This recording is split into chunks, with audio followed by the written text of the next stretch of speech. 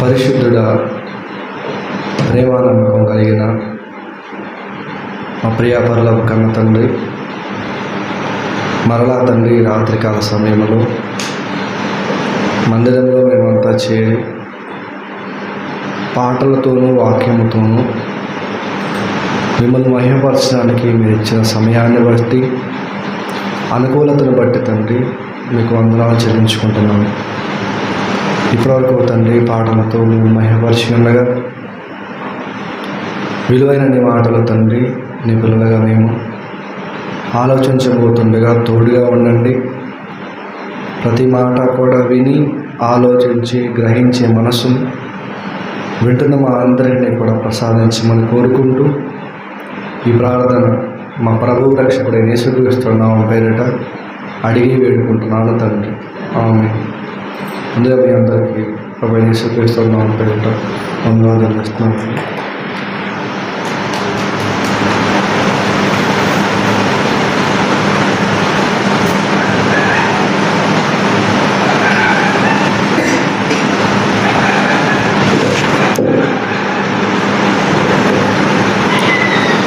మంచిదని మరలా ఈ రాత్రికాల సమయంలో కూడా దేవుని సన్నిధిలో మనం చేరి మరొకసారి దేవుని నామాన్ని మహిమపరిచే అదృష్టాన్ని దేవుడు మనకి ఇచ్చిన విధానం. ఈ సమయంలో కూడా కొన్ని మంచి సంగతులు మనం ఈరోజు తెలుసుకున్నాం.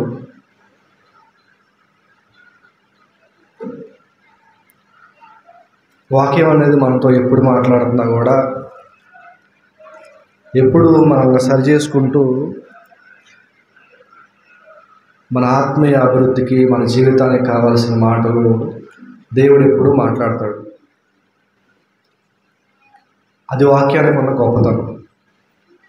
ఏ మనిషి మాట విన్నా కానీ మనకి మేలు జరగకపోవచ్చేమో, కానీ దేవుని మాట విన్నాం అనుకోండి, దేవుని మాటను మనం ఆలోచించామనుకోండి, అది ఎప్పుడు కూడా కొన్నిసార్లు దేవుని మాట వినటానికి మన హృదయానికి కఠినంగా ఉన్నా కానీ మనకు మేలు చేసే మాటలే ఉంటాయండి. ఎందుకంటే అది దేవుని మాట కాబట్టి.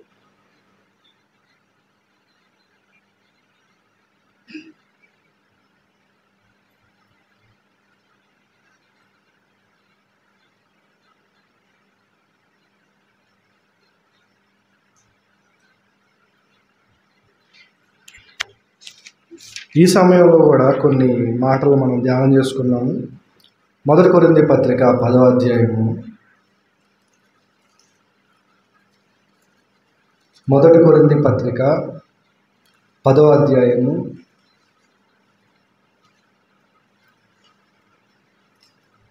5వ వచనం. 1 కొరింథీయులకు రాసిన పత్రిక 10వ అధ్యాయము 5వ వచనం. అయితే వారిలో ఎక్కువ మంది ఎలా ఉండకపోయారంట? దేవునికి ఇష్టలుగా ఉండకపోయిరి. ఎక్కువ మంది అంట, ఎక్కువ మంది. ప్రపంచంలోకెల్లా ఎక్కువ మంది మనం నమ్ముతున్న దేవుణ్ణి నమ్మేవాళ్ళే, యేసుక్రీస్తు వారిని నమ్మేవాళ్ళే ఎక్కువ మంది. ఇక్కడ పౌలు గారు మాట్లాడితే ఏమంటున్నాడంటే, వారిలో అంట ఎక్కువ మంది, చాలామందికి దేవుడి గురించి తెలుసు కాబట్టి, చాలామంది యేసుక్రీస్తు నమ్ముతున్నారు కాబట్టి, యేసుక్రీస్తు ఎందుకు నమ్ముతాం మనం? మనందరికీ రక్షకుడు ఆయన. మన పాపాలన్నింటినీ విమోచించి మనందరికీ రక్షణ కలుగజేసిన రక్షకుడు, అవునా? ఇప్పుడు యేసుక్రీస్తు వారిని కానీ దేవుణ్ణి కానీ నమ్మిన వారంతా కూడా ఏమైపోవాలి? రక్షింపబడాలి, అవునా? చాలామంది కూడా రక్షింపబడాలి, చాలామంది కూడా కాపాడబడాలి. కానీ ఇక్కడ ఏమంటున్నాడు తెలుసా? వారిలో ఎక్కువ మంది దేవునికి ఇష్టలుగా ఉండకపోయి గనుక చనిపోయారంట. దేవునికి ఎక్కువ మంది దేవుని నమ్మేవాళ్ళు, ఎక్కువ మంది దేవుని గురించి పాడేవాళ్ళు, ప్రార్థన చేసేవాళ్ళు, ఎక్కువ మంది ఉన్నా కూడా ఆయన ఏమన్నాడంటే ఎక్కువ మంది దేవునికి ఇష్టలుగా ఉండలేకపోయినందున అందరూ కూడా సంహరించబడ్డారంట. ఎంతమంది దేవుణ్ణి నమ్ముతున్నప్పుడు, ఎంతమంది దేవుని గురించి పాడుతున్నప్పుడు, ఎంతమంది దేవుని కోసం ప్రార్థన చేస్తున్నప్పుడు వీరిలో ఎక్కువ మంది దేవునికి ఇష్టలుగా ఉండాలి. అవునా? దేవునికి ఇష్టలుగా ఉండాల్సిన వీళ్ళు ఎక్కువ మంది అంటే దేవునికి ఇష్టంగా లేకుండా పోయారంట. దేవుణ్ణి నమ్మేవారు ఎంతమంది ఉన్నారంటే ఎక్కువ మంది వాళ్ళే ఉన్నారు. ఈ ఎక్కువ మందిలో ఇంతమంది దేవుణ్ణి నమ్ముతుంటే మరలా ఏమన్నాడు తెలుసా? ఎక్కువ మంది దేవునికి ఇష్టలుగా ఉండలేకపోయారు అంటున్నాడు. అంటే దేవుణ్ణి నమ్ముతున్న వారందరూ దేవునికి ఇష్టలుగా ఉన్నట్టేనా? ఉంటే ఏమన్నా తెలుసా? చాలా తక్కువ మంది దేవునికి ఇష్టలుగా లేరు అని చెప్పాలి. తక్కువ మంది దేవుణ్ణి నమ్మట్లేదు, తక్కువ మంది దేవుడు ఇష్టపడట్లేదు అని చెప్పాలి. కానీ ఎక్కువ మంది అంట దేవునికి ఇష్టలుగా లేరంట. అంటే నమ్మడం, ప్రార్థన చేయటం, పాటలు పాడటం, వాక్యం చెప్పడం, ఇది చేస్తే దేవుడు ఇష్టపడటం. అవునా? కేవలం యేసుక్రీస్తు వారి గురించి ఒక మాట అన్నాడు దేవుడు. ఏమని తెలుసా?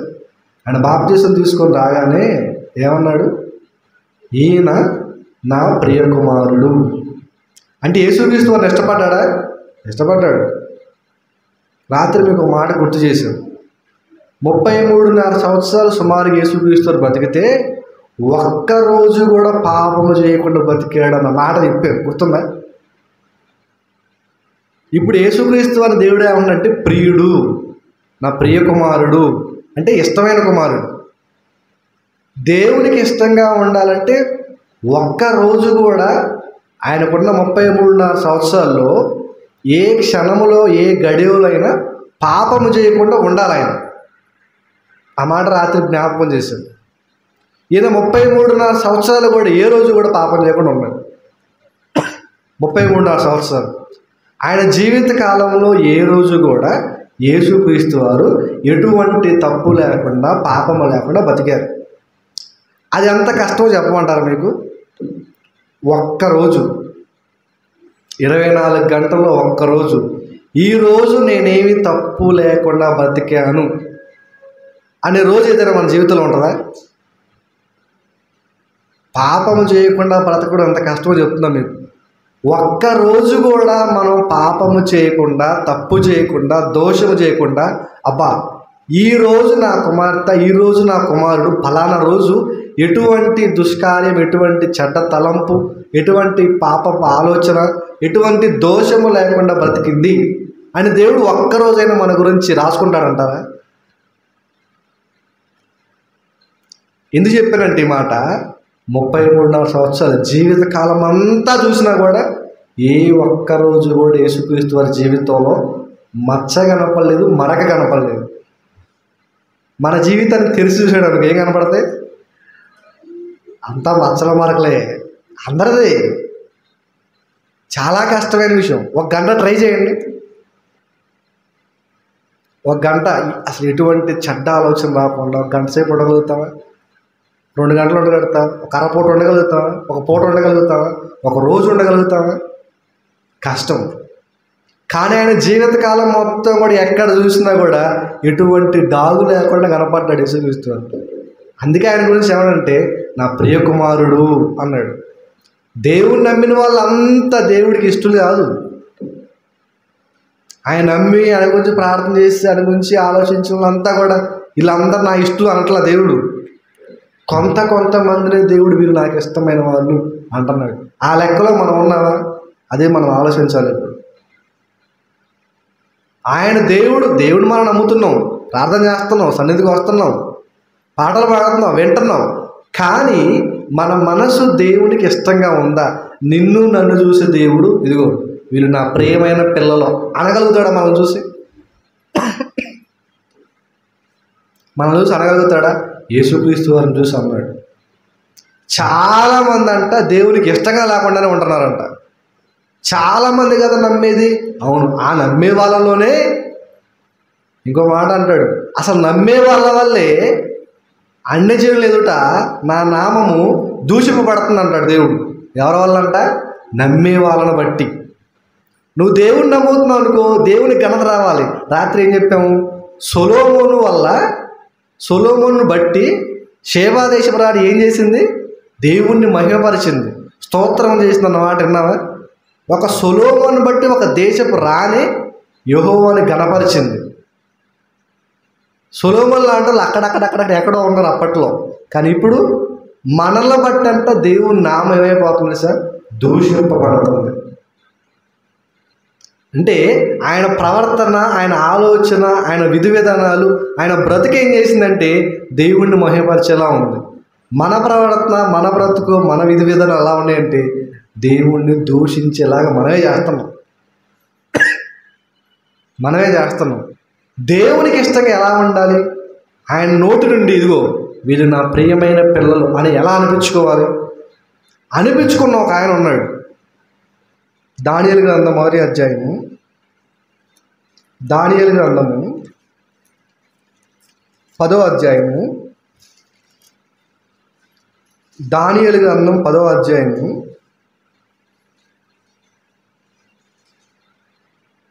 తీసారా? దానియేలు గ్రంథం 10వ అధ్యాయం కంటే ముందు 9వ అధ్యాయం. దానియేలు గ్రంథము 9వ అధ్యాయము 23వ వచనం తీసారా అందరూ? దానియేలు గ్రంథము 9వ అధ్యాయము 23వ వచనం చదవండి. నీవు బహుప్రియుడవు. ఏమన్నా తెలుసా? ఈయన నా ప్రియకుమారుడు, ఈయన యందు నేను ఆనందించుచున్నా అని యేసుక్రీస్తు వారి గురించి దేవుడు అన్నాడు. అదే రీతిగా దానియేలు గారిని చూసి దేవుడు అంటున్నాడు, ఈయన ప్రియుడు అనట్ల, బహుప్రియుడు అంటున్నాడు. గబ్రియేలు దూత వచ్చి మాట్లాడుతుంది అనమాట, నాయన నువ్వు దేవునికి బహుప్రియుడవు. ఒకచోటే కాదు, ఆయన అన్నమాట గబ్రియేలు దూత వచ్చి దానియేలు గారితో అన్న మాట దేవుడు మరలా రాయిస్తాడు. చూడండి, పేజీ తిప్పితే మీరు 10వ అధ్యాయంలో 11వ వచనం.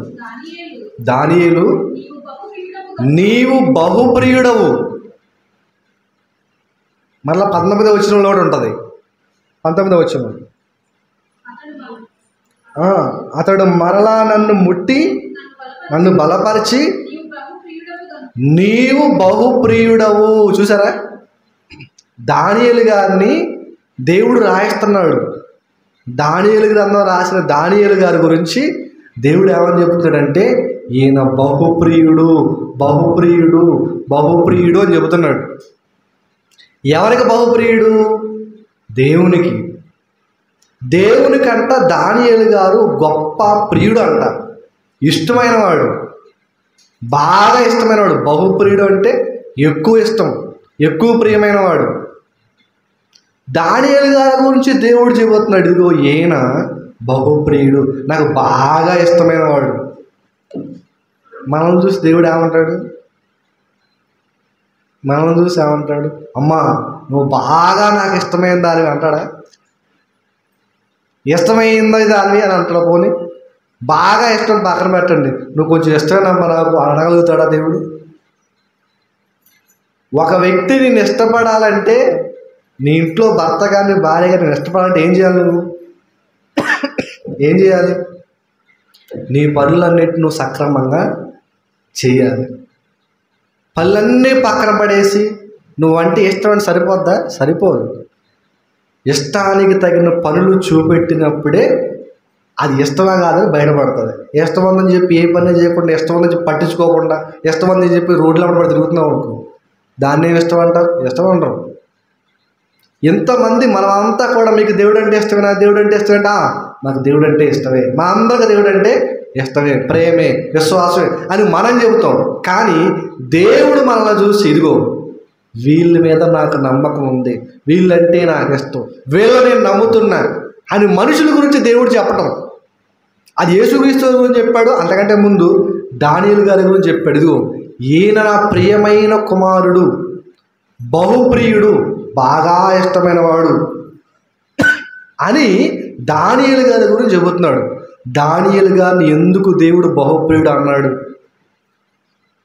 మనల్ని ఒకవేళ దేవుడు బహుప్రియురాలు లేకపోతే ప్రియుడు అని అనగలుగుతాడా అనేది ఆలోచిద్దాం కాసేపు.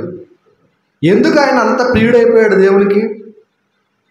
దేవుడు ఎందుకు అన్నిసార్లు రాయించాడు? ఇగో బహుప్రియుడు, బహుప్రియుడు, బాగా ఇష్టమైన వాడు, దానియేలు నాకు బాగా ఇష్టమైన వాడు అని దానియేలు గారి గురించి ఎందుకు దేవుడు చెప్పాడు? ఎవరిలో లేని ప్రత్యేకత దానియేలు గారిలో ఏముంది అని మనం ఆలోచించామనుకోండి, ఈ దానియేలు గ్రంథం మొత్తం దానియేలు గారి జీవితం చాలా బాగా కనిపిస్తుంది మనకి. అన్ని విషయాలు మనం ఆలోచించలేం, కానీ కొన్ని విషయాలు చెప్పుకుంటూ వస్తా. ఆయన ఎందుకు దేవునికి బహుప్రియుడు అయ్యాడు అన్న విషయాన్ని మనం ఆలోచించామనుకోండి, మొదటి అధ్యాయం ఒక్కసారి మనం ముందుకెళ్తే, దానియేలు గ్రంథం మొదటి అధ్యాయం జరుగుతున్న సందర్భాన్ని చెబుతాను వినండి. యూదులందరినీ కూడా యెహోయాకీము అనే రాజు పరిపాలిస్తున్నాడు. ఎవరు? యెహోయాకీము. ఎవరైనా? యెహోయాకీము అనే యూదా రాజు యూదులని పరిపాలిస్తున్నాడు. ఈ పరిపాలించే సమయంలో బబులోను రాజ్యానికి రాజున్నాడు. ఎవరైనా? నెబుకద్నెజరు. ఈ నెబుకద్నెజరు అనే ఆయన ఏం చేశాడంటే, యూదుల మీదకి వెళ్ళి యుద్ధం చేసి యూదులను ఓడించి ఆ యెహోయాకీముని, ఆ యూదా రాజ్యంలో ఉన్న ఉపకరణాలని, వస్తువుల్ని, విలువైన వాటన్నిటిని కూడా తీసుకొచ్చుకుంటాడు. అంతే కదా. ఏ రాజ్యం అన్న ఇంకో రాజ్యం మీదకి యుద్ధానికి పోయిందనుకో, ఓడిపోయిన వాళ్ళంతా ఏం చేస్తారు? వీళ్ళకి దాసోహం చేయాలి, ఊడిగం చేయాలి, దాసులు అయిపోవాలి, వాళ్ళ చేతి కిందకి వెళ్ళిపోవాలి. అలానే ఈ బబులోను రాజు కూడా, నెబుకద్నెజరు కూడా ఈ యూదా రాజు మీదకి యుద్ధం ప్రకటించిన తర్వాత వీళ్ళు, ఈ యూదులు అనే వాళ్ళు బబులోనీయులకి పట్టుబడతారు. పట్టుబడినప్పుడు ఏం జరిగిద్దంటే, మరి ఆ రాజ్యం మొత్తం ఏం చేతిలో ఉంటుంది కదా.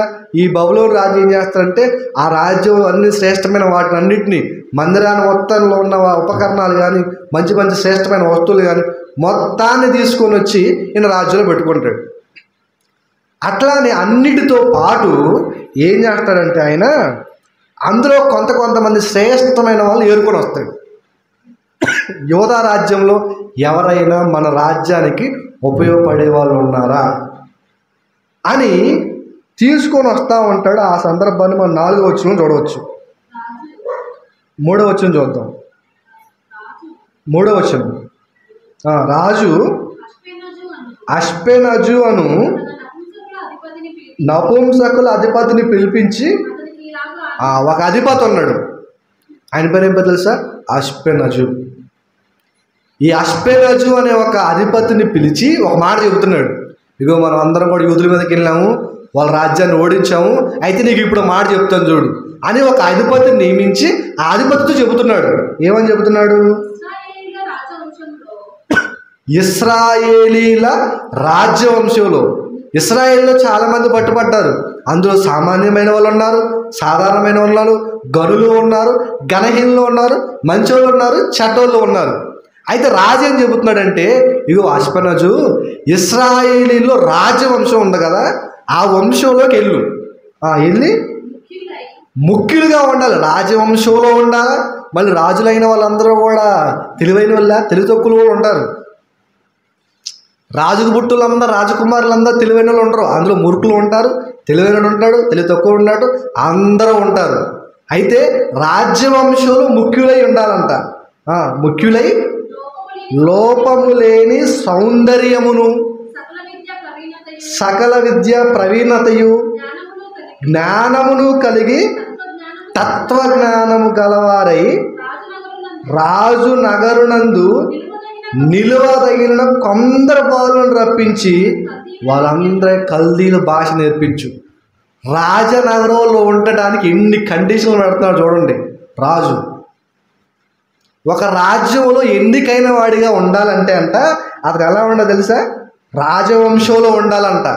రాజవంశంలో ఉండాలా, ముఖ్యుడై ఉండాలి, ఏ లోపం లేని సౌందర్యవంతుడై ఉండాలి, తర్వాత సకల విద్యలో ఎంతో ప్రావీణ్యత కలిగి ఉండాలి, జ్ఞానం ఉండాలి, తత్వజ్ఞానం ఉండాలి. ఇవన్నీ ఉన్నవాడు ఎవడైనా శ్రేష్టంగా ఉంటే బాలురులో, చిన్నవాళ్ళలో వాళ్ళని తీసుకొచ్చి రాజనగరం తీసుకొచ్చి మన భాష నేర్పించే వాళ్ళకి అంటున్నాడు.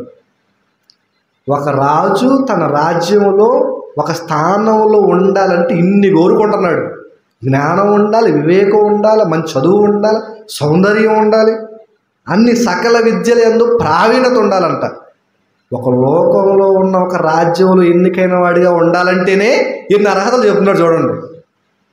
మళ్ళీ అందరినే కాదు, రాజ్యవంశం అని చెప్పాడు, అందులో ముఖ్యులు అంటున్నాడు, సకల విద్యలో అన్నాడు, జ్ఞానం అన్నాడు, తత్వజ్ఞానం అన్నాడు. మంచి తెలివైన వాళ్ళని తీసుకొచ్చి రాజనగరంలో తీసుకొచ్చి ఏరు ఇంతమంది జనం వచ్చారు కదా, ఇంతమంది జనాల్లో కొంతమందిని ఫిల్టర్ చేయి, శ్రేష్టంగా ఉండాలి. వీళ్ళందరం తీసుకొచ్చి రాజనగర్లో పెట్టి కల్దీల భాష నేర్పించు. ఒక రాజు తన రాజ్యంలో ఉండాలంటే ఎంత బాగా శ్రేష్టమైన వారిని ఎంచుకుంటున్నాడే, పరలోకం అనే రాజ్యంలో మనం ఉండాలంటే మనమెంత శ్రేష్ఠులుగా ఉండాలి. అర్థమైందా మీకు? ఒక చిన్న రాజ్యం ఎప్పుడు కూలిపోద్దో తెలియదు, ఎవడ దాడి చేస్తో తెలియదు, ఎవడికి అప్పగిప్పబడదో తెలియదు, ఎవడ పట్టుకోపోతాడో తెలియదు, ఎంతకాలం ఉంటుందో తెలియదు. ఎంతకాలం ఉండదో తెలియని రాజ్యంలోనే ఒక అధికారం, ఒక స్థానం ఉండాలంటే అతనికి ఎన్నో కండిషన్లు పెట్టాడు రాజు. పరలోకం అనే శాశ్వత రాజ్యంలో నువ్వు నేను ఉండాలంటే మనకెన్ని కండిషన్లు పెట్టాడు తెలుసా దేవుడు? ఆషామాషే కదా ఆయన రాజ్యంలో ఉంటాం. దేవుని రాజ్యంలో, సాధారణమైన ఒక మానవుని రాజ్యంలో ఉండాలంటేనే ఇన్ని కండిషన్లు, ఇన్ని షరతులు. దేవుని రాజ్యంలో ఉండాలంటే నిలవగలుగుతాం మనం, నిలవాలి, నిలబడాలి. ఏమన్నాడు? కల్దీల భాషను నేర్పించాలంట. నేర్పించి తర్వాత మాట చెప్తాడు, 3 సంవత్సరాలు శ్రేష్టమైన వాటిని ఏరుకొని వస్తా కదా, మంచి మంచి వారిని, తెలివైన వారిని వీళ్ళందరం తీసుకొచ్చి 3 సంవత్సరాలు వాళ్ళకి సకల విద్యలు నేర్పించు.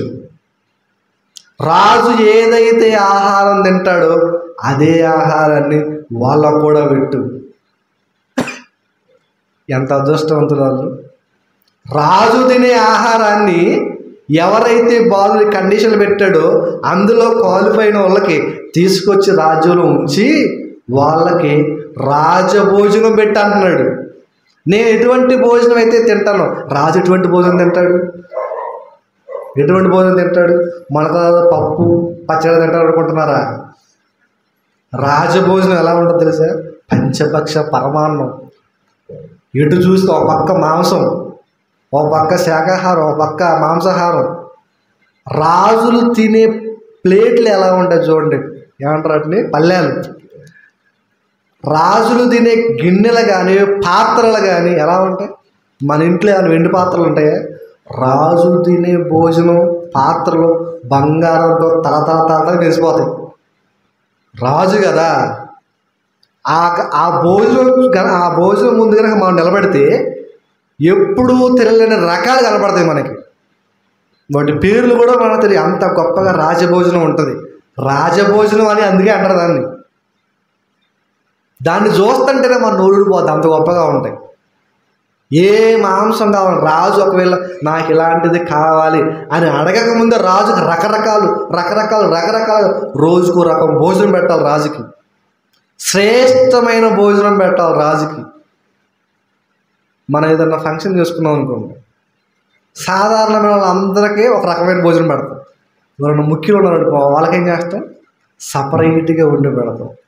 ఎందుకు? ముఖ్యులు కాబట్టి. అది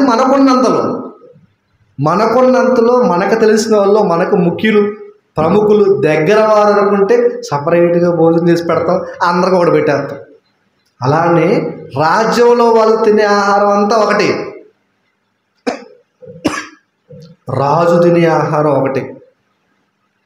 ఏ మాంసమైనా దొరికింది రాజు దగ్గర, ఎందుకంటే పుష్టిగా ఉండాలిగా. మరి మాంసమే ఎక్కువ తింటాడు రాజు. చతుష్పాద జంతువులు, పాకే పురుగులు, ఎగిరే పక్షులు, అన్ని రకాల ఆహారాలు సమృద్ధిగా. అయ్యో ఇక్కడ బల్ల పెడితే అంత దూరం ఉంటుంది బల్ల. ఆ బల్ల చుట్టూ ఏముంటాయి? అంత తిండి పదార్థాలే, అంత ఆహార పదార్థాలే. ఏమి లేదు అనుకోకుండా అన్ని సమృద్ధిగా ఆ బల్ల మీద అలా కనపడతా ఉంటాయి. ఒక్కరోజైనా తింటే చాలు అన్నట్టుంటుంది రాజభోజనం. అంత విలువైన భోజనానికి వీళ్ళు అర్హులైపోయారు. మనమైతే ఏం చేస్తాం చెప్పండి? రోజు ఒకటే అన్నం తిని తిని తిని తిని బోరు కొడుతుంది. రాజభోజనం ఒకసారి తిందాం అని ఏమాత్రం వెనకాడకుండా పెడతాం రావంటే పిలవపోయినా పోయి తింటాం మనం. మన ఇంట్లో చేసుకున్న అన్నం కూర అనుకోండి, కొద్ది కొద్దిగా తింటాం. బయట పెళ్ళిళ్ళు ఫంక్షన్లు పోయారనుకోండి, రోజు తినేదానికంటే ఎక్కువ లాగేస్తాం అక్కడ. అవునా? ఇంకా ఇంట్లో మాత్రం ఇంతే. ఇంట్లో కనుక చికెన్ చేసుకున్నాం అనుకోండి, పంచింది తల్లి అందరికీ. బయట మాత్రం ఏం చేస్తారు? ఇంకా ఇంకోసారి మొత్తం కడుపు మొత్తం పేగలా తింటాం, ఎప్పుడు దొరకదేమన్నట్టుగా. తెలియకుండానే ఎక్కువ తింటాం తెలుసా? బయట భోజనాలకు వెళ్ళామనుకోండి, తెలియకుండానే ఎక్కువ తింటాం. రోజు తినేదానికంటే ఎక్కువ తింటాం, ఎందుకంటే ఎక్కువ వెరైటీలు ఉంటాయి కాబట్టి. మరి రాజు దగ్గర భోజనం అంటే అసలు మంచి ఆహారం, మంచి పోషకాలు, మంచి ఆరోగ్యాన్ని ఇచ్చే భోజనం, వదులుకోకూడదు. మనమైతే పెట్టు ఇంకేం మొత్తం రాజు దగ్గర, రాజు లేకపోయినా పర్లా చేసుకొచ్చి పెట్టి తినేస్తూ ఉంటాం మనం. కానీ అందులో దానియేలు ఒక మాట అంటున్నాడు చూడండి. దానియేలు అంటున్నాడు చూడండి, 8వ వచనం. రాజు భుజించు భోజనము, పానము చేయు ద్రాక్షరసమును పుచ్చుకొని తన్ను అపవిత్ర పరచుకొనకూడదని ఏమంటున్నాడు చూసారా? మీకు ఏమర్థమైంది దాంట్లో? మళ్ళీ చదవండి.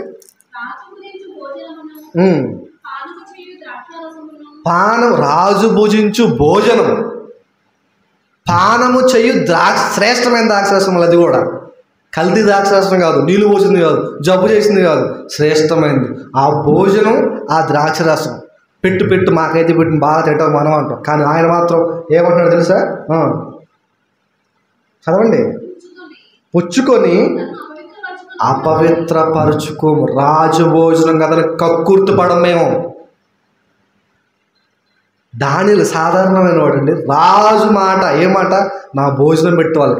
అసలు రాజు ఎప్పుడు కూర్చొని భోజనం పెడతాడా, ఎప్పుడు పిలుస్తాడా, ఎప్పుడు రాజుతో మాట్లాడదాం, ఎప్పుడు ఆయన దగ్గర కూర్చొని భోజనం చేద్దామా, ఆయన పక్కన కూర్చొని భోజనం చేయటం ఎంత అదృష్టం, ఆయన తినే భోజనం తింటాం ఎంత అదృష్టం అని అనుకునే జనాలు ఉన్న కాలంలో ఏమేమంటున్నాడు తెలుసా?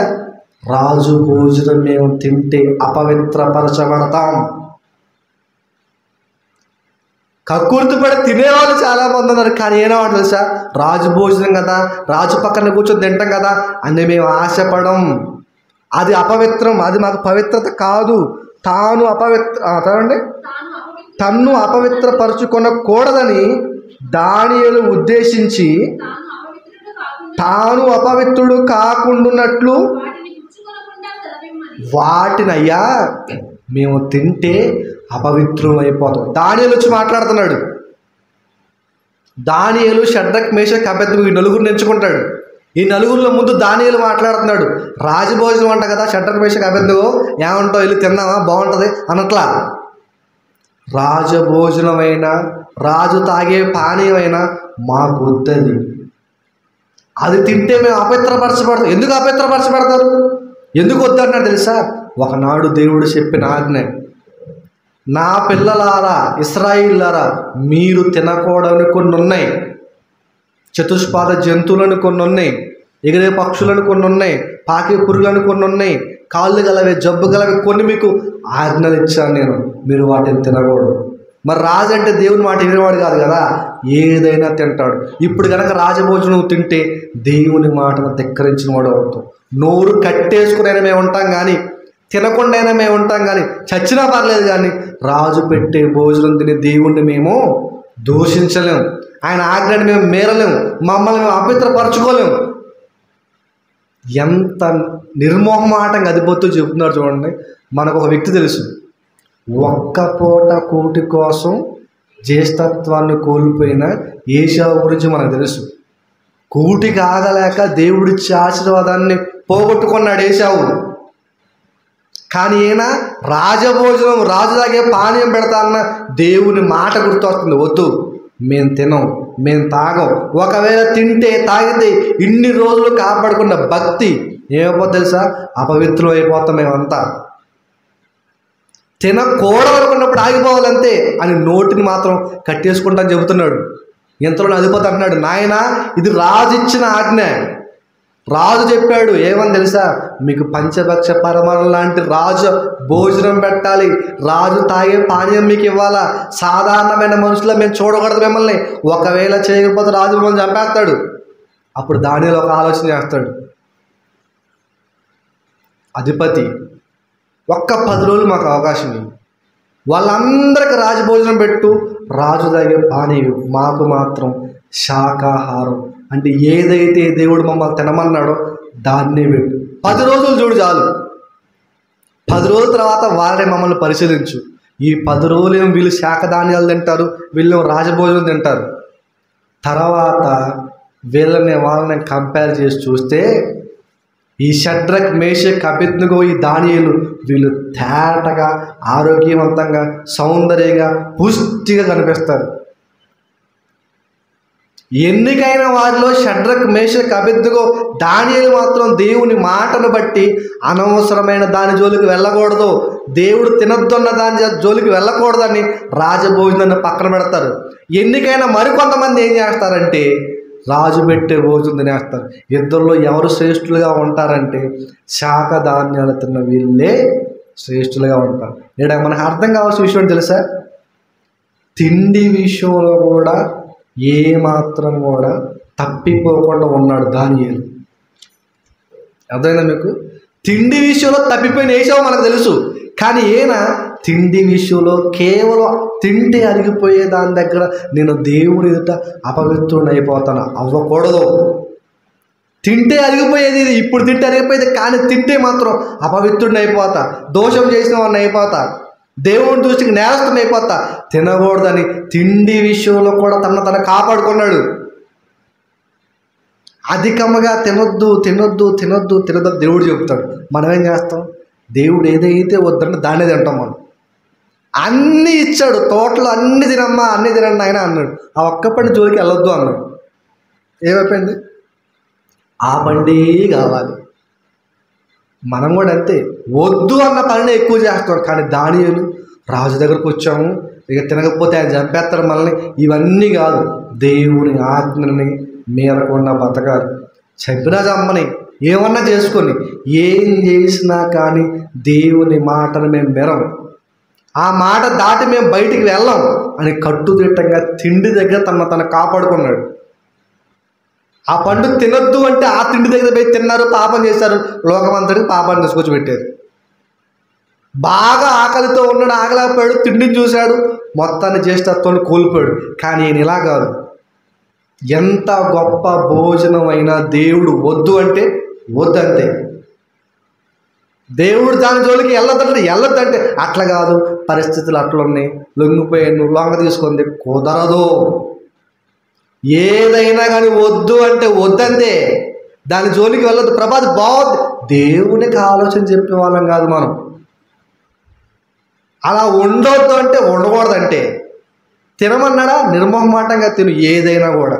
వద్దన్నాడా ఆగిపోవాలంతే, చెయ్యొద్దన్నాడా ఆగిపోవాలి. ఏ మాట అయినా మన జీవితంలో దేవుడు దీని జోలికి వెళ్ళొద్దు అన్నాడు, అబద్ధం ఆడొద్దు అన్నాడు, ఏముంది ప్రభా చిన్న అబద్ధం ఆడొద్దని చెప్పానా అంటాడు. చిన్నదో పెద్దదో నాకు తెలియదా, చిన్న తప్ప పెద్ద తప్ప నాకు తెలియదా, చెయ్యొద్దు అన్నప్పుడు చేయకుండా ఉండాలి. దానియేలు కూడా అంతే, దేవుడు వద్దన్నాడు, అది ఏదైనా కానీ రాజే వచ్చి మా ముందు పెట్టి తినమని బతులన్నా మేము తినం, అది ఆయన దేవునికి ఇచ్చే విలువ. అక్కడతో ఆగిపోయిందా, అక్కడతో ఆగిపోవాలా. ఆ ఒక విషయంలో దేవుని అంత కనపరిస్తే దానియేలు గ్రంథం 6వ అధ్యాయంలో ఒక సందర్భం జరుగుతుంది. దానియేలు గ్రంథం 6వ అధ్యాయంలో మొదటి వచనం, తిండి విషయంలో దేవుని దగ్గర కట్టుదిట్టంగా ఉన్నారు.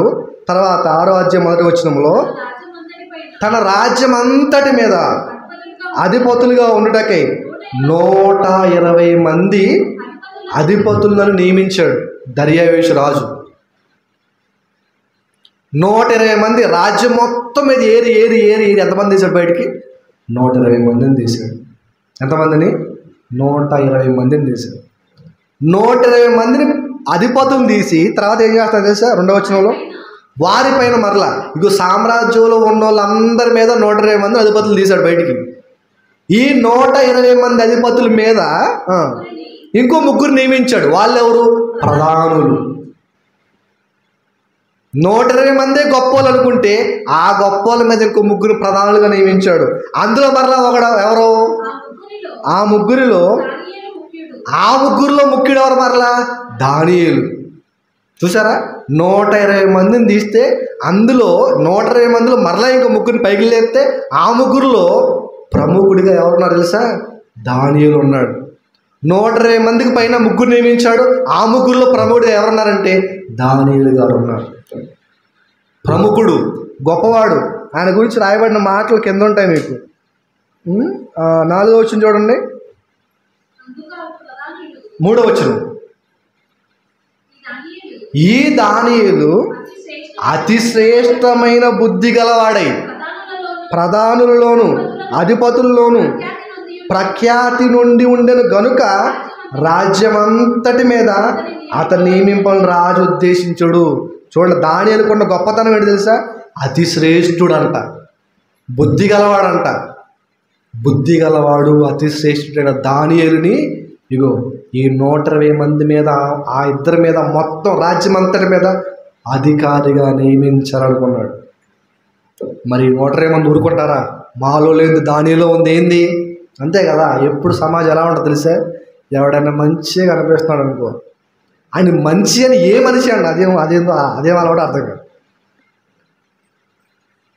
ఎవరైనా మంచి అంటే అందులో మంచి, దేవుడు ఏం చెబుతాడంటే చెడ్డవాళ్ళలో కూడా మంచిని చూసి హక్కును చేర్చుకోమని దేవుడు చెబుతాడు.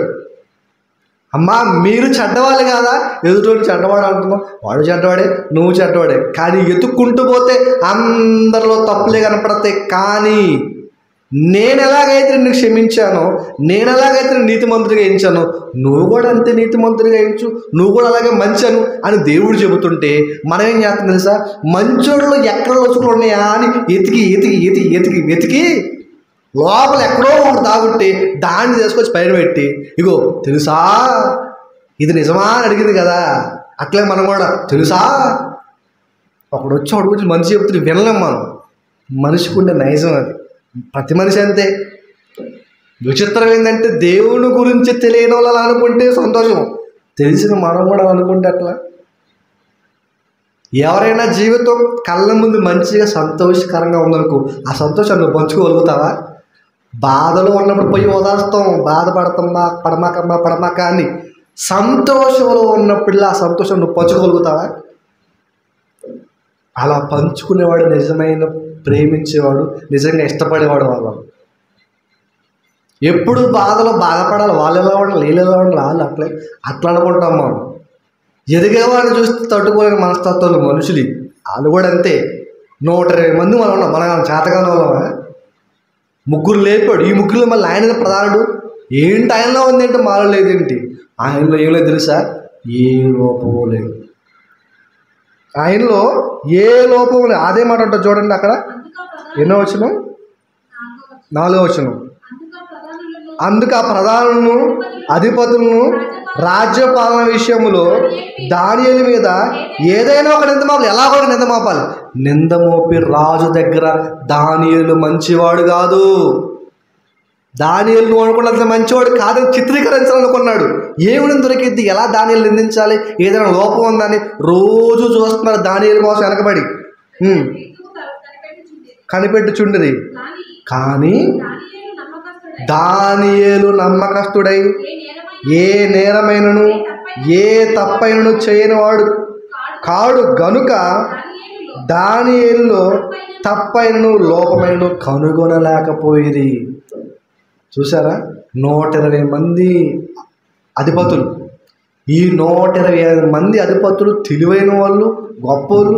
వీళ్ళందరూ వెతికి వెతికి వెతికి వెతికి వెతికి చూసినా కానీ దానియేలులో ఏ లోపం కనపడదు. ఎందుకో తెలుసా? తిండి దగ్గరే దేవుని మాటకు లోబడినోడు జీవితం అంతట్లో దేవునికి అధికారం ఇచ్చి ఉండడా? దేవుని ప్రతి మాటకి లోబడ్డాడు అని మనకు అర్థమవుద్ది. దేన్ని బట్టి తెలుసా? తిండి దగ్గరే అర్థమైపోవాలి. తింటే ఏమైపోతుందని మనం అనుకుంటాం, కానీ ఆయన ఉన్నా తెలుసా? తినకూడదని దేవుడు చెప్పాడు. అక్కడే అర్థమవుతుంది ఆయన భక్తి ఎంత ఉందో. అక్కడే ఉంది దేవుడిని ఎంత గొప్పగా నమ్మాడు ఆయన. దానియేలు గారు ఎంత గొప్పగా నమ్మబట్టి, ఎంత గొప్పగా భయభక్తులు కలిగి ఉండబట్టి తిండిని కూడా దేవుడు తినొద్దన్నాడు కాబట్టి తినకుండా ఉండాలి, అట్లా బతికాడు కాబట్టి ఎంతమంది ఎన్ని లోపాలు ఎదుగుతున్నా కానీ ఏ ఒక్క లోపం కనిపించలేదు. మనం కూడా అంతే. సమాజంలో తలెత్తుకుని బ్రతకాలంటే ఏ తప్పు చేయనప్పుడే తల ఎత్తుకుని బ్రతకగలుగుతాం. తప్పులు చేసుకుంటా పోయాం అనుకోండి, ఇంట్లోంచి బయటకు కూడా రాదు, ధైర్యంగా ఇంట్లోంచి బయటకు అడుగేయలేం. కానీ ఇంతమంది ప్రధానులు, ఇంతమంది కలిసి వ్యతిరేకిద్దామని చూసినా కూడా దానియేలులో ఏ లోపం కూడా కనిపెట్టలేకపోయారు. ఎందుకో తెలుసా? దేవుని యందు భయభక్తులు. ఎలాగైనా చేసి ఒక శాసనం ముట్టిస్తారు వీళ్ళందరూ కలిసి. రాజా, ఒక 30 రోజులు, 30 రోజులేనా, ఒక 30 దినాలు, ఒక 30 రోజులు ఏ మనిషి ఏ దేవునికి ప్రార్థించకుండా ఆజ్ఞ జారీ చేయి అని ఒక కుట్ర పన్నుతారు. ఇదంతా కలిసి కుట్ర పన్ని ఎలాగైనా దానియేలు రోజు ప్రార్థన చేస్తాడు, రోజుకు 3 పూట్ల ప్రార్థన చేస్తాడు. ఇప్పుడు ఈ శాసనం గనక అధికారం చేయబడితే ఖచ్చితంగా దానియేలు దొరికిపోతాడు అని కుట్ర పని ఏం చేస్తాడు తెలుసా? రాజా, నీ సామ్రాజ్యంలో, నీ రాజ్యంలో ఏ వ్యక్తి కూడా ఏ దేవునికి కూడా ప్రార్థించకూడదు, మొరపెట్టకూడదు అని బలంగా ఒక సీల్ వేయించుకుని వెళ్ళిపోతారు. ఆజ్ఞ జారీ చేస్తారు. ఈ విషయం దానియేలు తెలుస్తుంది. తెలిసినా కూడా ఆయనకు రోజుకి 3 సార్లు ప్రార్థన చేసే అలవాటు ఉంది. ఒక ఆయన అంటున్నాడు, దానియేలులాగా నేను కూడా 3 సార్లు రోజు ప్రార్థన చేస్తా అంటున్నాడు. ఎప్పుడెప్పుడు అంట ప్రార్థన తెలుసా? పొద్దున్న టిఫిన్ చేసేటప్పుడు ప్రభా టిఫిన్ ఇచ్చావు, మధ్యాహ్నం భోజనం చేసేటప్పుడు ప్రభా భోజనం ఇచ్చావు, రాత్రి తినేటప్పుడు దేవుడు ప్రార్థన చేసుకుంటూ నేను దానియేలులా ప్రార్థన చేస్తా అన్నాడు. తినేటప్పుడు ప్రార్థన చేయటం కాదు, తినేటప్పుడు చేయొద్దని చెప్పట్లా, తినేటప్పుడు చేయాలి. వ్యక్తిగతంగా ఆయన 3 పూట్ల నిష్టగా ప్రార్థన చేసేవాడు.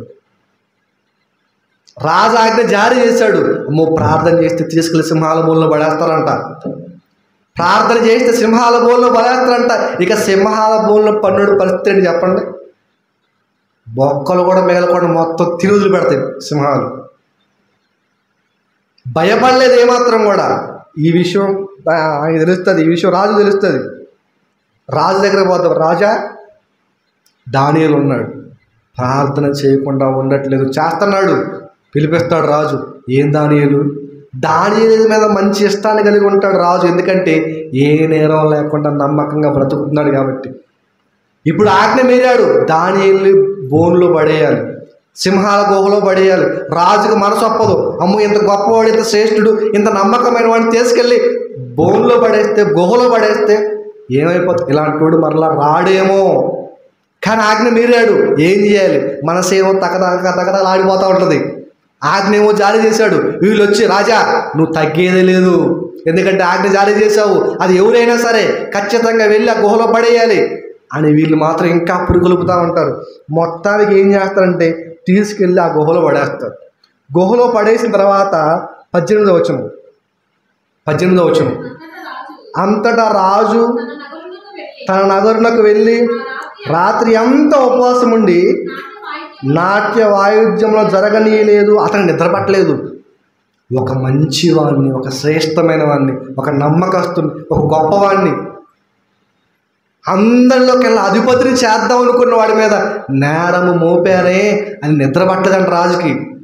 మరి రాజకోటలో రోజు సంబరాలు జరుగుతాయి కదా, ఆ సంబరాలు కూడా జరగొద్దన్నాడు. నిద్ర పట్టట్లేదు. ఏమైపోద్ది తెల్లవారితే ఏ వార్త వినాలి అని రాజు భయపడతా ఉన్నాడు. ఒక రాజు ఒక సాధారణమైన మనిషి కోసం ఆలోచిస్తున్నాడంటే ఆ మనిషి ఎంత గొప్పవాడు ఆలోచించండి. బాగా ఆలోచిస్తాడు. తెల్లవారిపోయింది. తర్వాత ఏం జరుగుతుంది? తెల్లవారుజామున వేగిరాలే, నిద్ర పట్టలేదు ఆయనకి. ఏమైపోయింది దానియేలుకి? వేగిరాలే లేచి సింహముల గుహ దగ్గరకు రాగానే తొలబడిపోయాను.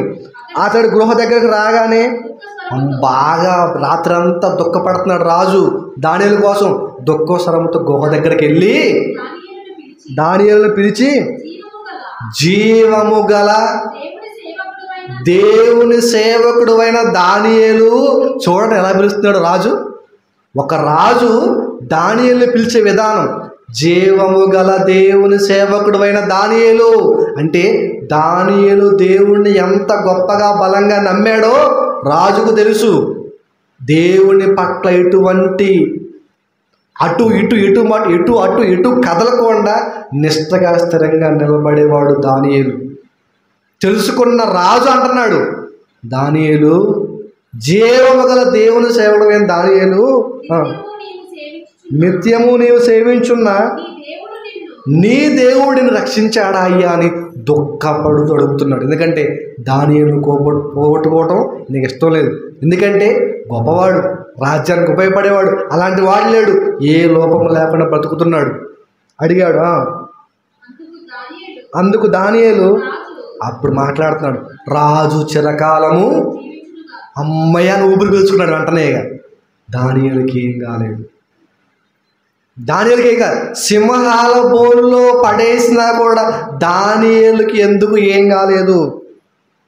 23వ వచనం, 23వ వచనం. రాజు పై మాట 23వ వచనం, 23వ వచనంలో చివరి మాట, అతడు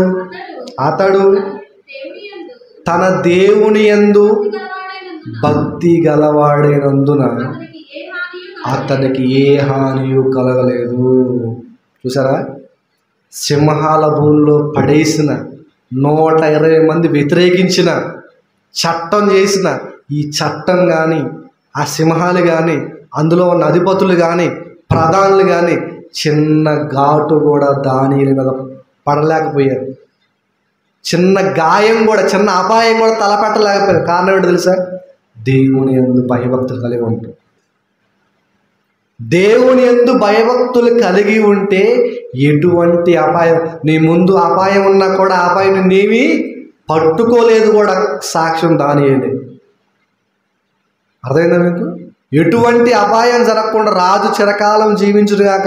వీళ్ళందరూ కుట్ర పన్నారు కదా, దానియేలు గుహలోకి వెళ్ళి దానియేలు బతుకున్నాడంటే ఈయన వెనక జీవము గల దేవుడు ఉన్నాడు అని గుర్తించి వెంటనే అసలు ఎవడ్రా ఈ శాసనం జరిపించింది, ఆ శాసనం నాతో జయించుడు వాళ్ళు తీసుకురండి అంటాడు. తీసుకొస్తారు. మొత్తానికి ఆ శాసనం జయించుడు అందరూ తీసుకెళ్ళి అదే గుహలో పడేస్తారు. గుహలో పడేసిన తర్వాత ఏం జరిగింది తెలుసా? సింహాలు వారి ఎముకలను సైతం పగలగొట్టి మొత్తం పిప్పి చేసి తింటాయి వాళ్ళు. ఎవరైతే దానియేలు మీద కుట్ర పన్నారో వాళ్ళకే ఆ అపాయం తగిలింది తప్ప దానియేలుకి ఎటువంటి అపాయం తగలలేదు. మొట్టమొదట దానియేలు దేవుని విషయంలో, తిండి విషయంలో కూడా పాపం చేయకుండా ఉన్నాడు. రెండోది ఏ లోపం లేకుండా బతికాడు. మూడోది ప్రార్థనా జీవితంలో ఎటువంటి ఆటంకాలు ఏర్పడ్డా కూడా ప్రార్థన చేయటం మానేలేదు. మనం అన్నీ బాగుంటే ప్రార్థన చేద్దాం, లేకపోతే లేదు. నిద్ర వస్తుందా పోయి పడుకుందాం, ప్రార్థన ఏదేగా లేదు. ప్రార్థన చేస్తే శాస్త్రం జరిగినా కూడా ప్రార్థించడం ఆపలేదు. అసలు మన శాస్త్రం కాదు. ప్రార్థన చేయమ్మా అంటే అటు ఇటు చూస్తాం మనం. చర్చిలో ఉన్న ప్రార్థన చేయండి, ప్రార్థన చేయమంటే దానికి 5 నిమిషాలు కేటాయిస్తారు సమయం. ఆయన ప్రార్థన చేయొద్దని శాస్త్రం జరిగిన మీరెవరు నన్ను ఆపేది? నా దేవునితో మాట్లాడకుండా చంపేస్తారా, గుహలో పడేస్తారా? పడేయండి, పడేసుకోండి, నా దేవుడు నన్ను కాపాడకుండా ఉంటాడా అన్న ధైర్యంతో ఉన్నాడు. ప్రార్థన చేయమంటే మనం ఏదేదో చేస్తాం, చేయమంటే అసలే చెయ్యం. 3 పూట్ల రోజుకి దేవుడితో మాట్లాడుతున్నాడంట. భక్తి జీవితం, అంత గొప్ప భక్తి జీవితాన్ని కలవన్నాడు. అంతకంటే గొప్పగా ఆయన జీవితంలో ఒక విషయం ఉంది. 10వ అధ్యాయం 12వ వచనం చూడండి. చివరగా 10వ అధ్యాయం 12వ వచనం. అప్పుడు అతడు దానియేలు, భయపడకము, నీవు తెలుసుకొనవలనని నీ మనసును అప్పగించి దేవుని ఎదుట నిన్ను తగ్గించుకొనిన. చూడండి ఏమంటారు తెలుసా? దేవుని ఎదుట అంట దానియేలు తనకు తాను తగ్గించుకొని బతికాడంట. దేవుని బలిష్టమైన చేతి కింద దేన మనస్కుడుగా బతికాడు. అందుకంటున్నాడు బహుప్రియుడు ఆయన నాకు. చిన్న విషయంలో కూడా తప్పిపోకుండా జాగ్రత్త పడ్డాడు. ఏ లోపం లేకుండా బ్రతికాడు. ఎంతమంది లోపాలు ఎదుగుతున్నా కూడా లోపం కనపడలేదు. ప్రార్థన ఆపేయడానికి రాజ్యం మొత్తం ఎదురుదిగినా ప్రార్థన ఆపలేదు. అంతకంటే గొప్పగా దేవుని చేతి కింద తన్ను తాను తగ్గించుకొని బతికాడు. దేవుడు ఏ మాట చెప్పినా కూడా చేయడానికి వెనకాలేదు. మనం తగ్గించుకోం, దేవుని దగ్గర హెచ్చించుకుంటాం. అదేందో అర్థం కాదు. ఎక్కడ నువ్వు హెచ్చించుకున్నా తప్పులేదు, కానీ దేవుని దగ్గర ఎప్పటికప్పుడు తగ్గుండాలి. దేవుని దగ్గర తగ్గుంటాం అంటే ఏ మాట దేవుని కోసం నీతో చెప్పినా నేను చెయ్యను, నాకు రాదు, నాకు సంబంధం లేదు అని నువ్వు అంటున్నావు అనుకో, నిన్ను నువ్వు తల ఎగరేసుకున్నట్టు దేవుని దగ్గర. అర్థమైందా? నువ్వు తల ఎగరేసావు అనుకో, తల లేకుండా చేస్తాడు దేవుడు. అర్థమైందా మీకు? దేవుని దగ్గర తగ్గించుకుని ఉండాలి. ఏ పనైనా, నీ శక్తి ఎంతవరకు ఉంది, ఎంతవరకు ఆ శక్తి ఇచ్చిన దేవుడు, ఆ శక్తి ఖర్చు పెట్టాల్సిన దేవుని కోసం ఖర్చు పెట్టకుండా పని చేయమంటే ముందుకు రా, ఆలోచన చేయమంటే ముందు రా. ఏ విషయం వెనకపోతా ఉంటే దేవుడు అంటే తెలుసా, ఎంత పొగరేంటి నీకు అంటాడు దేవుడు. ఈ అనే రోజు ఒకరోజు వస్తుంది, నీకు అన్నీ ఇచ్చావు, నువ్వు మాతో తిని సంతోషంగా దర్జాగా బతుకుతున్నావు. నీ తగ్గింపు తత్వం ఏది నా దగ్గర? నీకు సంతోషాన్ని ఇచ్చా, నువ్వు బాధలో ఉంటే ఓదార్చా, నీకు ఆరోగ్యం లేకపోతే ఆరోగ్యాన్ని ఇచ్చా, నీకు పిల్లలు ఇచ్చా, అందరిని ఇచ్చా, సమస్తానికి సంతోషాన్ని ఇచ్చాను, ఓదార్పునిచ్చాను, ఆదరణ ఇచ్చాను. అన్నీ ఇస్తూ నువ్వేం చేసావు? తల ఎగరేస్తావా అంటాడు దేవుడు. నా దగ్గర తగ్గించుకొని ఉన్నప్పుడు, తగ్గుంటే దేవుని దగ్గర తగ్గించుకొని ఉంటే ఆయన నిన్ను హెచ్చిస్తాడు తగిన సమయం అందు. దానియేలు జీవితం జరిగింది అది. అందుకనే బహుప్రియుడు అంటున్నాడు. దానియేలు జీవితం అది. దానియేలులాగా దేవుని చేత బహుప్రియుడవు నువ్వు నేను అనిపించుకోవాలంటే ఏ చిన్న విషయంలో కూడా దేవుని ఆజ్ఞ మీరకూడదు. ఏముందో చేస్తే అక్కడే ఉంటుంది మొత్తం. చిన్నదే కదా అని చేసుకుంటే మనకు అది పెద్ద ఎంత అయింది అది. తర్వాత దేవుడే చూస్తాడు, ఎంత చేసావు చూడు నువ్వే అంట, నీకే చూపెడతాడు. తర్వాత ఏ లోపం లేకుండా, ఎంతమంది వెతికినా కూడా లోపం లేకుండా బతికాడు. ప్రార్థన 3 పూటల ప్రార్థన, ఆజ్ఞ జారీ చేసినా కూడా ప్రార్థన చేయటం మానేలేదు. దేవుని చేతి కింద ఎప్పటికప్పుడు తగ్గించుకున్నాడు. అందుకే దేవుడు ఒక మాట అన్నాడు, యెహెజ్కేలు గ్రంథం 14వ అధ్యాయము చివరి మాటగా, యెహెజ్కేలు గ్రంథము 14వ అధ్యాయము అసలు ఒక మంచి మాట అన్నాడు చూడండి అక్కడ. యెహెజ్కేలు గ్రంథము 14వ అధ్యాయము 13వ వచనం, నరపుత్రుడా 14:13 నరపుత్రుడా, ఏ దేశమైతే విశ్వాసఘాతకమై నా దృష్టికి పాపము చేసినదో దానికి నేను విరోధినై ప్రాణాధారమగు ఆహారము లేకుండా చేసి కరువు పంపించి మనుషులను పశువులను నిర్మూలము చేయుదును. ఏ దేశమైతే విశ్వాసఘాతకముగా ఉంటుందో ఆ దేశ నిర్మూలన చేస్తా అనుకుంటూ 14వ వచనంలో అంటున్నాడు చూడండి, మంచి మాట. నోవహును, దానియేలును, యోబును ఈ ముగ్గురు ఒకవేళ అట్టి దేశంలో ఉంటే ఆ దేశాన్ని పాడు చేయకుండా కాపాడతాను. ఏమని తెలుసా?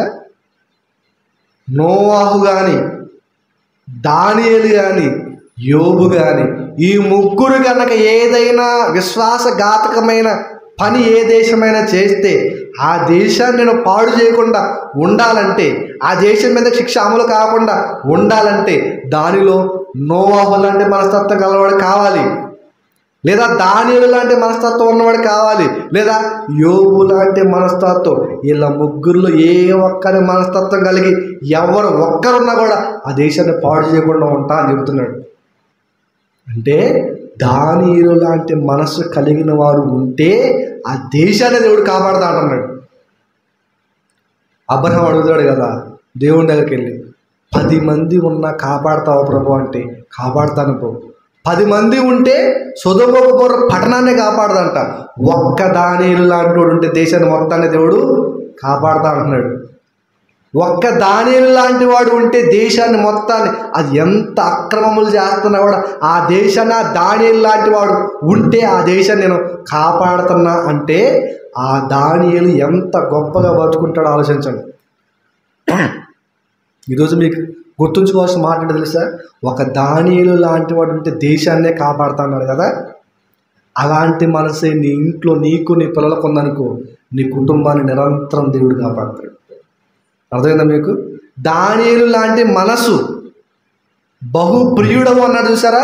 అలాంటి మనసు కనుక నీకు ఒకవేళ నీ ఇంట్లో కనుక ఉండగలిగితే నిన్ను బట్టి నీ కుటుంబం అంతటిని దేవుడు కాపాడతాడు, దేశాన్నే కాపాడుతున్నాడు దేవుడు. అలాంటిది నువ్వు కనుక దానియేలు లాంటి మనస్తత్వం కలిగి నువ్వు ఉంటే నీ పిల్లలు, నీ భార్య, నీ భర్త అందరూ కూడా దేవుని హస్తాల కింద చల్లగా ఉంటారు. దానియేలు లాంటి మనస్తత్వం లేకుండా విరవీగిపోయి దేవుడు ఇష్టడు కాదు, వీడు మరీ దారుణంగా మారిపోయాడు అన్నాడు అనుకో, ఆ కుటుంబాన్ని, ఆ దేశాన్ని దేవుడు పాడు చేయకుండా ఉండడు. ఎందుకంటే పనికిరాని వాళ్ళు ఎందుకు భూమి మీద అనుకుంటాడు దేవుడు. ఇంట్లో ఎటువంటి సమస్య ఉన్నా కానీ నువ్వు మాత్రం దానియేలు భక్తిని కాపాడుకో. ఇంట్లో ఎటువంటి ఇబ్బంది ఉన్నా, ఎటువంటి అనారోగ్యం ఉన్నా, ఎటువంటి అస్వస్థత ఉన్నా, ఎటువంటి ఆర్థిక ఇబ్బంది ఉన్నా కానీ నువ్వు మాత్రం దానియేలు విశ్వాసాన్ని కాపాడుకో. నిన్ను బట్టే దేవుడు ఇంటిని సరి చేస్తాడు తెలుసా? నిన్ను బట్టే దేవుడు ఇంట్లోని ఇబ్బందులు తొలగిస్తాడు. ఎందుకు? నీ లోపల ఉన్న భక్తిని బట్టి దేవుడు నీ భక్తిని చూసి ఇంత భక్తి కాపాడుకుంటారు, దానికి నేను చెయ్యాలి కదా ఏదో ఒకటి అనుకుంటాడు. భక్తుడైన వాడు కన్నీరు పెడితే దేవుడు చూస్తా కూర్చుంటాడా? దేనికి ఆ కన్నీటికి కారణం ఏంటి? దాన్ని తొలగించాలి. ఎందుకు తెలుసా? నీ భక్తిని బట్టి, నీ భక్తిని బట్టి, నీ విశ్వాసాన్ని బట్టి నువ్వు కన్నీరు కాలిస్తే దేవుడు చూడటం. ఇంత భక్తి పరురాలు, ఇంత భక్తి, ఇంత విశ్వాసము ఉన్న నా కుమారుడికి, కుమార్తెకి బాధ కలిగించింది ఏంటి అని తొలగిస్తాడు.